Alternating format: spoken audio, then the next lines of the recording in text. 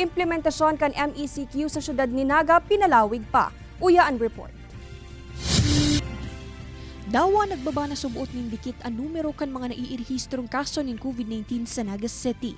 Pig-extender pagiraray ang implementasyon kan MECQ hasta Hulyo 15.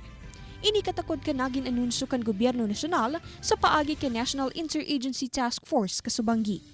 Sigon kay Naga City Mayor Nelson Legacion, ini katakod ka nagsasakat na hospital utilization rate as napapanong hospital bed sa Bicol Medical Center na nakatugdok sa bisinidad kan syudad, dawa da isubuot gabos na admitted na pasyente na genyo. Si pagdeterminar kung ano si quarantine status kan Naga, pirmi nang i-consider itong numero kan mga okupante kan ICU beds kan Bicol Medical Center. Sigon kay Legacion, padagos man na ipapautob ang pinahigot na quarantine protocol sa syudad, siring kan border control checkpoints, asin paglimitar sa hiro kan mga residente.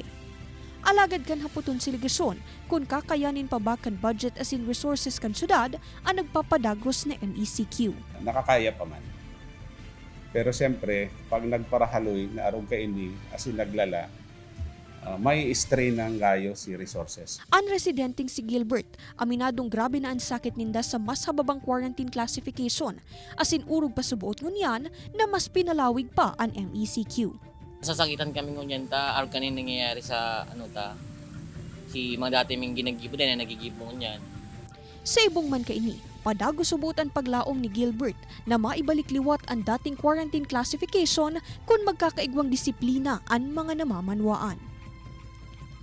Kaibanan si Carlo Obonita, Charm Rahilas, Balitang Bicolandia.